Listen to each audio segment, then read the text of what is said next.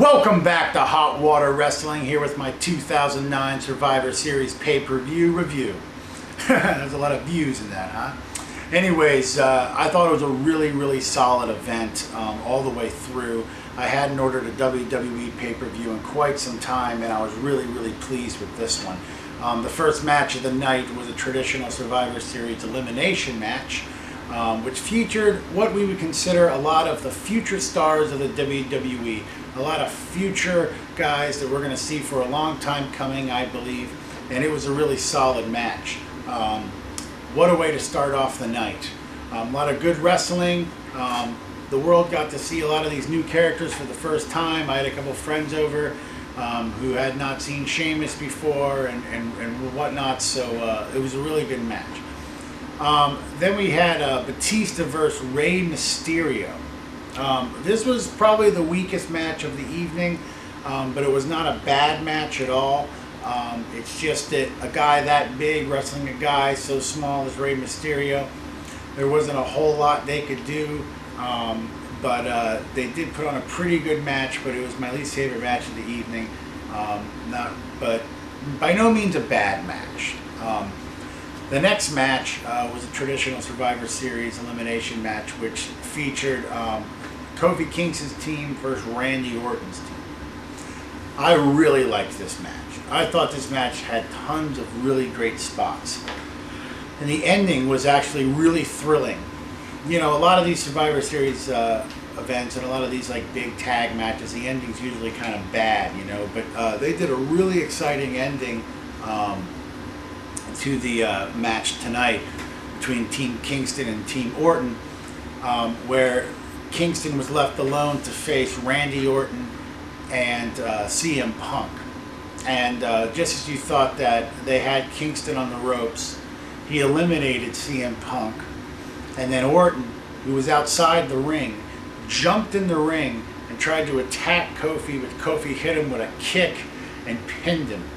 Now it looked like Orton was going to land the RKO on Kingston. And you know, I think we all kind of would have been fine with that. I rewound it and watched it, and it really could have gone either way. The only thing I'll say is that Orton was outside of the ring.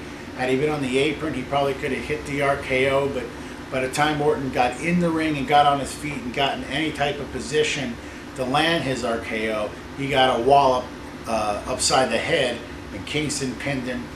He eliminated Punk and Orton in mere seconds, and it was a really thrilling finish. And you know, when Kofi Kingston first came into WWE, I wasn't the biggest fan. But since they dropped the Jamaican accent and they've now made Kofi a lot more tougher, he's really growing on me, and I think he's going to be a great guy to watch for years to come. And that was a really good match. Next up is the Jericho versus The Undertaker. Triple threat match, actually. Chris Jericho, Big Show, and Undertaker for the World Championship. I thought this was a good match.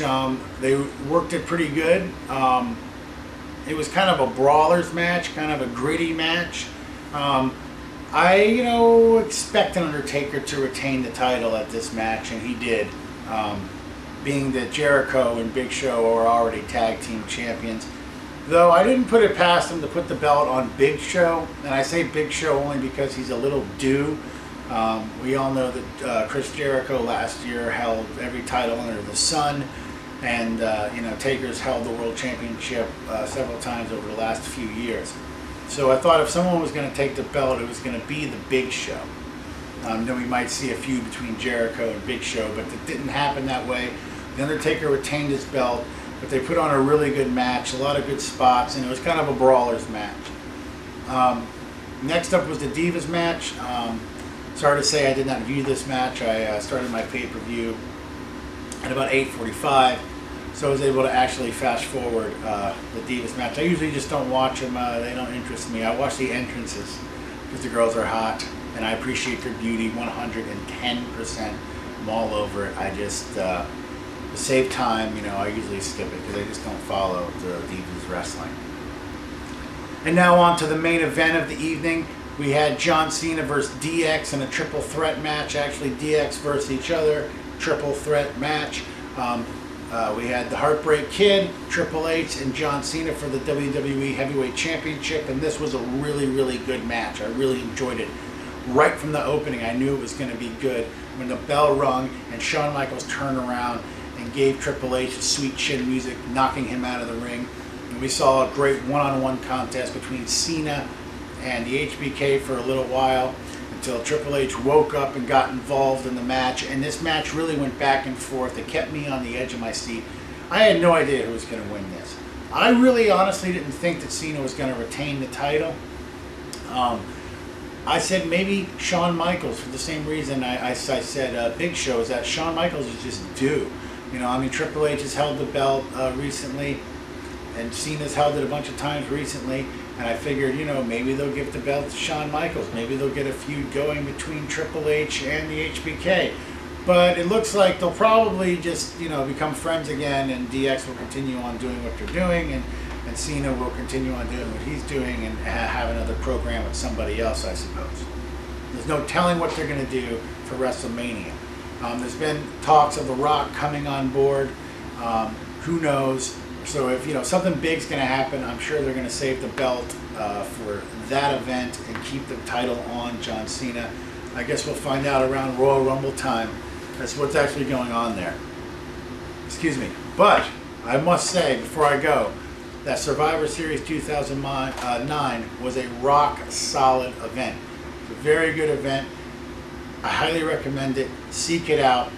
Thrilling, great wrestling, and I'll see you next time on Hot Water Wrestling.